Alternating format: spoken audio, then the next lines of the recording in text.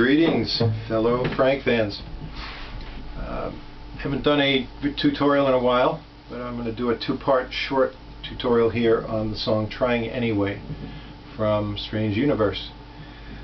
This song is in standard tuning, and it's in the key of C sharp, using the C sharp minor pentatonic scale.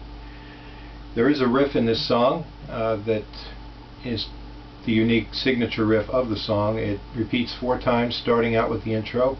Each one's slightly different, so I'll explain the variations. And they're all using the 2nd and 3rd string, which is a relative major 3rd dyad. And you start out on the 9th fret and hit twice, and hit once on the 11th, hit once back on the 9th and slide to the 8th, and then you hit on the 10th, slide to the 7th. So it would sound like this.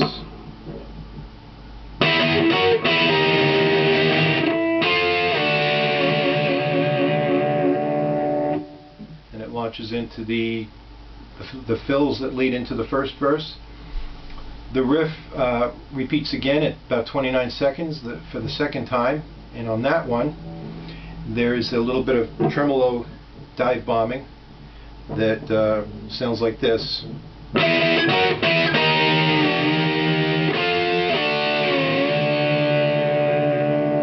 So you're dive bombing on the 8th and 7th frets at the end of each of those 2 passages.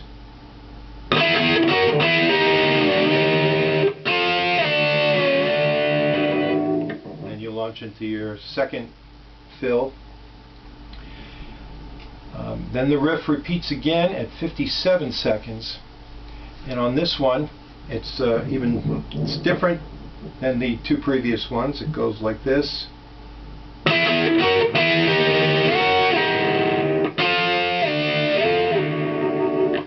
So you're starting out on the 9th, and then from here you're going up a step and a half and sliding back, then you hit on the 10th and then slide down to the 7th and back.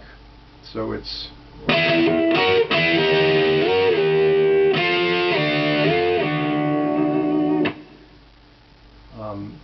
and then the final one is at 2 minutes and 7 seconds, and that one's the same as that, except it adds an additional part, an additional slide at the end from the 6th to the 9th fret, and that sounds like this.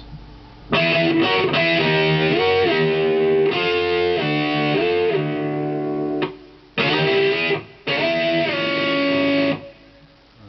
me try that again.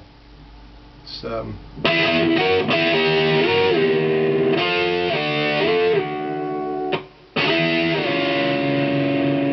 then it launches into the jazz outro.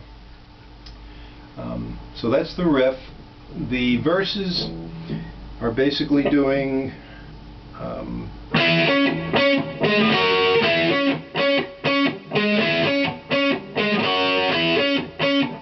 starting on the 11th fret, 4th string, and you're up again to that same 9th fret dyad, and then back, and then you're down to the 5th string, 11th fret, and you're up to that 11th fret dyad on the 2nd and 3rd string. So it's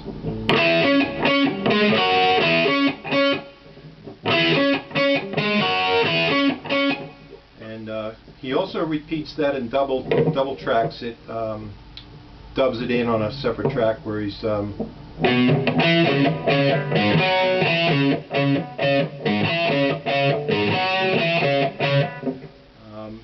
both of those are going on simultaneously through all the verses, with some modulation on them as well. So that's the verse part, and then the final part, the bridge, is really a close cousin to the bridge in Hey Joe. For anybody who's a student and has a good ear, you'll pick that out. The bridge in Hey Joe starts on C and goes like this.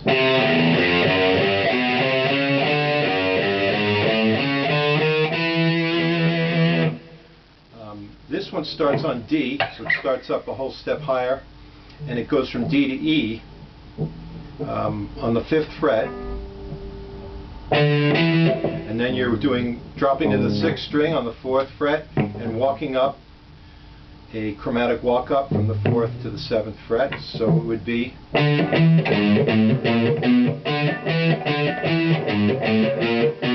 Now you take take that whole figure and you move it up a whole step, but instead of doing this, you're adding in this for the 5th fret on the 6th fret on the 5th string.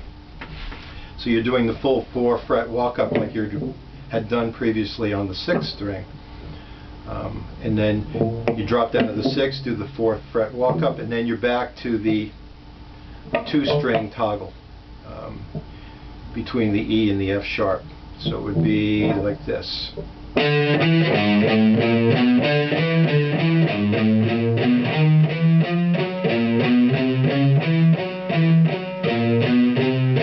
it up a full step.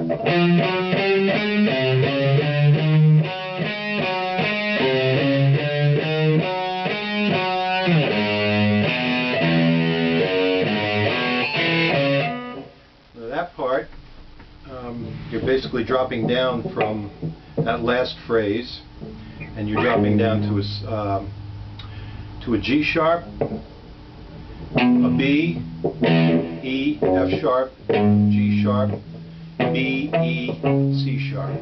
So it will be.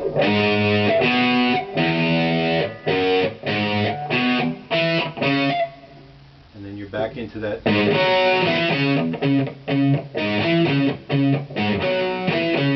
And then you're through the whole phrase again.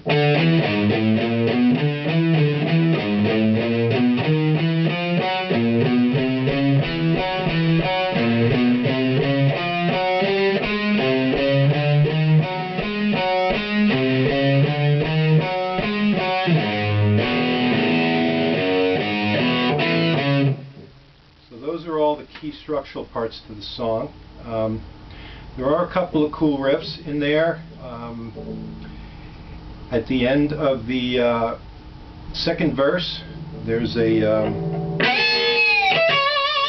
14th and 12th fret bend, full step bend down, and then down to the 14th fret on the 2nd string. And then it jumps up here to the 19th and 21st frets. You're playing an A flat on the 21st fret of the 2nd string. You're playing a B on the 19th fret of the 1st string, and then a C sharp on the 21st fret of the 1st string. So it would go like this.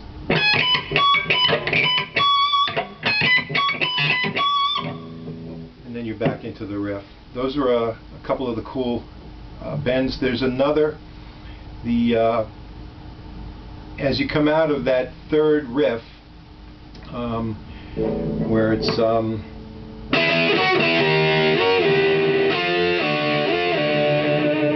head in, it's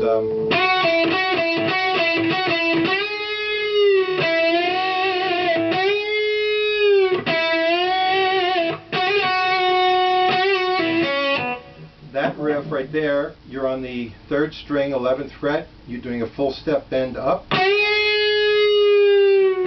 Dropping to the 9th and bending up a full step with the 1st finger. This is the only way to really execute this that I know of. It's kind of impossible to slide down and hit that bend, so you have to toggle between the 3rd and the 1st fingers on the 3rd string on the 11th and 9th frets. So it would be.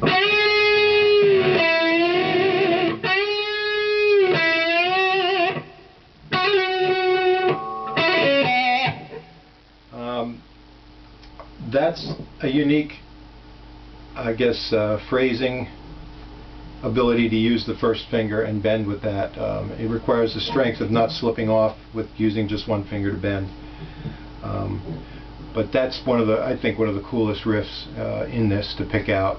So hopefully those tidbits are helpful, and hopefully I hit all the major parts and did them slow enough so that you can incorporate them.